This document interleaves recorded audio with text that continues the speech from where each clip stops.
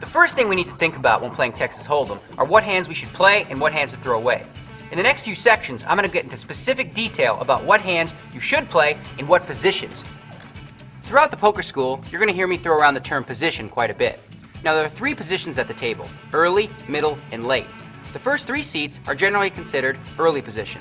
Then we have middle position, and the button and the 2 seats directly to the right of the button would be considered late position.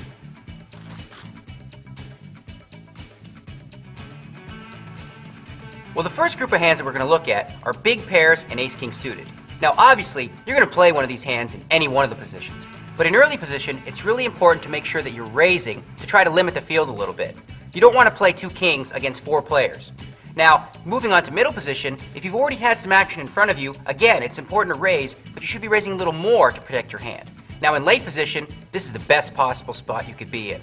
You've already seen all the action in front of you, you're going to get to act last on every single street, which is a huge benefit in Texas Hold'em. Now again, with one of these hands, you should raise.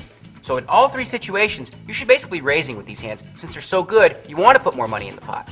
Now, with hands like King-Jack offsuit or Queen-10 offsuit, those are both decent hands. The problem with those hands come into play when you flop top pair with a weak kicker. Let's say, for example, you had King-Jack, which is what I like to call the rookie hand, and the flop comes King-4-5. Well, if you catch that king on the flop, you're going to be sucked into the river. And if somebody has a better kicker than you, ace-king or king-queen, you're just going to be losing a lot of money with that hand.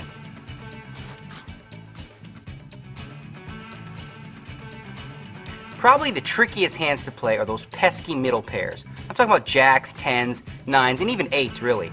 Now, from early position, there's a couple ways you can approach it.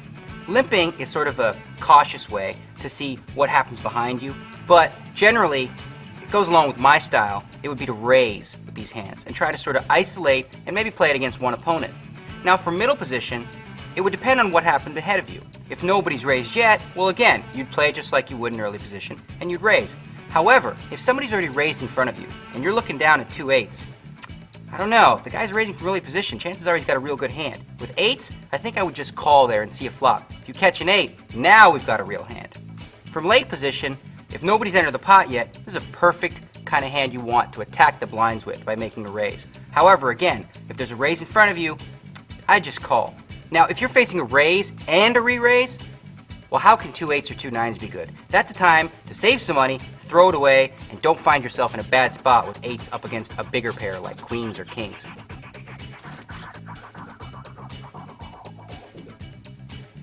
You need to be really careful when you're playing small pairs. In early position, I advise just limping in and trying to see the flop cheaply. Now, you could fold, and that's probably what the books would tell you to do. The other option would be to raise. And now I'd only recommend raising if you feel like you've got command of the table and that the blinds are really on the conservative side. Now for middle position, if nobody's entered the pot yet, lean towards raising and trying to attack the blinds. However, if there's already been some limpers, well then you can limp along as well and try to see a cheap flop. Now, if there's been a raise already, if it's a small raise, maybe you can see a flop and try to flop a set. Now from late position, this is ideal.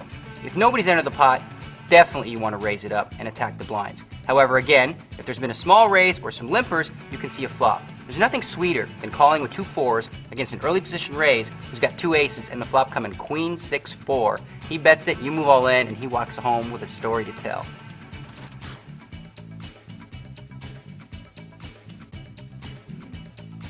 Suited connectors. Now we're getting into the fun stuff. If you play these hands correctly, you can win yourself a lot of money. From early position, with a short stack, you just got to throw it away. If you had a big stack though, you might be able to throw in a small raise for deceptive purposes.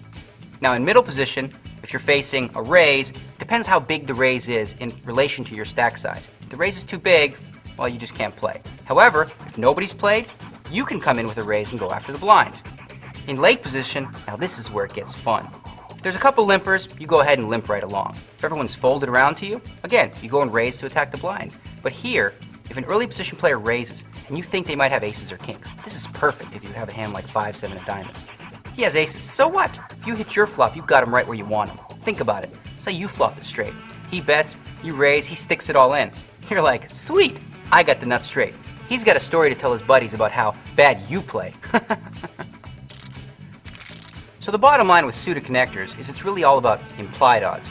Think of it like fishing. You're throwing out the bait, And then really what you're trying to do is reel in a big sucker if you hit a good flop.